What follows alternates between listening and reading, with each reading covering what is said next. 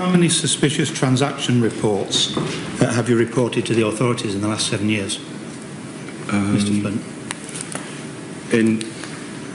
In globally or tens of thousands? Probably hundreds of thousands. Hundreds of thousands, yeah. The October 2013 Swiss regulator fine for money laundering from Tunisia, was that for activities before or after 2010? In which one? The October 2013 fine by the Swiss authorities on your bank. I'd need to brief myself on that. So you don't know about it. All right, let me give you an easier one then. The court papers that were filed in New York last week in relation to ISDA, is that activities before or after 2010? It'll be both. The gold fixing, is that before or after 2010? Well, the gold fixing were with 10 banks, and that's current.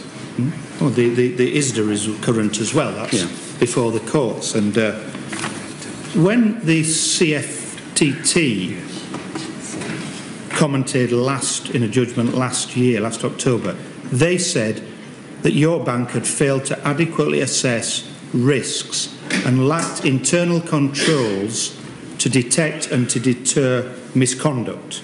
Am I correct, Mr. Flint? Yes. And yet I've just identified a series of things that have happened since 2010 in relation to your bank on misconduct that are ongoing, separate to the Swiss bank scandal. That's correct. And yet you said about 20 minutes ago, you used the phrase data theft. Yes. How dare you use the phrase data theft? In what regard? Well, you use the phrase data theft in relation to Switzerland. Yes, our data was stolen. Yes. And is that not a good thing? No, I don't think it is a good thing. That the public can find out, we can find out, regulators can find out things that you fail to look after and that you fail to report in. We should have a system that does not rely on data theft. We should have a system with the controls within institutions. Did you make any transactions reports on any of those more than 1,000 cases where there's suggested criminality in relation to Switzerland? I know we made suspicious activity reports in Switzerland. I wouldn't know whether they apply to which particular customers. You see, what I'm struggling with, Mr. Flint, is... Well, no, question first, if I could, Mr. Collins, a quick one.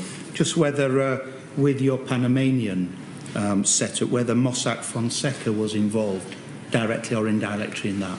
I have no idea, and actually that structure no longer exists. Coming back to you, Mr. Flint, I mean, you're the insider's insider here. You've been there all the way through. You've not apologised for anything other than Switzerland, and yet the chairman gave you a whole range of other criminalities that, under your watch, the bank's been involved in, including 2010. So my real question to you is, and you moan about data theft, bringing this forward, why haven't you sacked Mr. Gulliver? Because I think he's doing an excellent job. We were both taken on, we were both invited by the board to take our current positions. In that case, why haven't you then resigned yourself? Because if Mr. Gulliver's not responsible, you're responsible. Well, in 2010-11, we were invited by the board to take our respective positions after the worst financial crisis since the 1930s, to embark upon a period of massive regulatory reform and restructuring of the bank. And that's an activity that we continue to prosecute with all our endeavour and with all the hours that we have in the day. And it's a job we want to finish. You come here, you call whistleblowing that exposes major criminality, data theft, instead of whistleblowing. You have a whole series of other criminalities within your bank. There's a whole heap of dodgy characters who are banking through you, from major drug cartels to people defrauding Tunisia and other states across the world, all choosing HSBC. Has your share value in the last few weeks gone up or gone down? And has your profitability in the last year gone up or gone down? Our profitability in the last year has gone down in part because of a significant incremental cost, about $700–800 million in the last year, in enhancing compliance and controls. So we have not put profitability anywhere in the way of enhancing the control environment. We are spending a huge amount of money. Well, final question to Mr. Flint, because it's in your powers either to get rid of Mr. Gulliver or go yourself. But this statement from Mr. Gulliver, let me put it to you, about it seems to me we're holding large corporations to higher standards than the military, the church or the civil service. So this level of criminality in the Church of England, would the Archbishop of Canterbury in his job, or would he be in a monastery praying for forgiveness? And if there was such criminality in the armed services, do you think that everyone in the top brass in the military would be keeping their job, or do you think someone would be apologising and resigning for presiding over it? And therefore, why are you not resigning or sacking Mr. Gulliver? Well, I think Mr. Gulliver is doing an outstanding job, and I have absolutely every confidence in him, as does the board. Many of the things you've talked about are not criminality. They may become so, but they're investigations, wide-ranging investigations with many, many industry parties. So I think it's beyond the facts today to say that those are evidence of criminal activity. They're evidence of regulatory investigation. Steve Baker. Mr. Flint, you said earlier that a bank lives on its reputation, I think. Yes. And do you think that's felt most acutely amongst your international staff? I think it's felt really acutely amongst all of our staff. And I can tell you over the last few weeks it's felt really, really acutely amongst our customers, but also our staff's families. They do not recognise what is being said in the paper. It is not the organisation they've devoted their careers to, and we need to have an organisation that they are proud to work for. So it has been devastating for HSBC, and therefore we have a huge challenge to repair. Well, that could not be clearer, and you therefore expect Mr. Gulliver to defend that reputation. Absolutely. Mr. Gulliver, how much does HSBC spend advertising in the Telegraph? So we spend advertising in the UK in the media, £31 million a year, of which only 15%, £4.6 million, is spent on print media.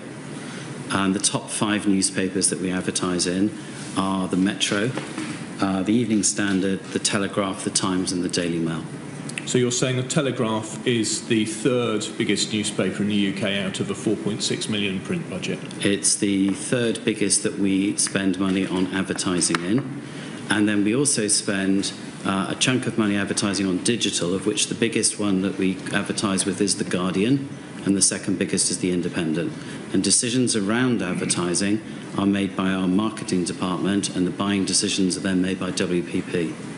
Has HSBC ever removed or halted advertising as a result of the newspaper publishing? So there is one incident which you're aware of, which is when the Telegraph wrote about the data theft in Jersey, where we did not pull but simply postponed some advertising in the Telegraph. The money was contractually paid over, and when the advertisements were run, was delayed.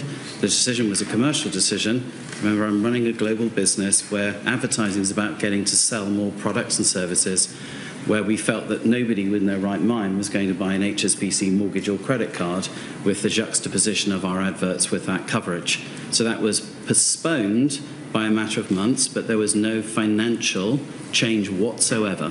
The money had already been committed by contract to the Telegraph. And apart from postponement, which you've just explained was for commercial reasons, has any pressure ever been applied to the Telegraph? No, because we realised that actually having a free and vibrant press creates the very body of those publications that supports our advertising and therefore makes them credible for our clients. And have you personally ever been in touch with a major newspaper in order to express a view about the bank's reputation? No, I have not. You've not personally? No, I have not. Peter Oborne also said that Murdoch McLennan, the chief executive of the Telegraph, was, quote, determined not to allow any criticism, unquote, of HSBC in the newspaper. Can you explain why it is that he should take that view? Is it anything to do with the £250 million loan which the Telegraph has with HSBC? And have you ever used that loan as leverage over the Telegraph? So it's very difficult for me under banking confidentiality to talk about a client, but we do not lend any money to the Telegraph at all. Okay, well, that's very interesting. It stands in contrast to the brief. What steps will you now be taking in relation to the media to help rebuild your reputation? The advertising budget and 40% spent on TV is controlled by the marketing department. It is not controlled by the lending bankers and not controlled by the executives. Mr. Chairman, I've noticed a division. Chipping one more question. I'm actually, that's fine.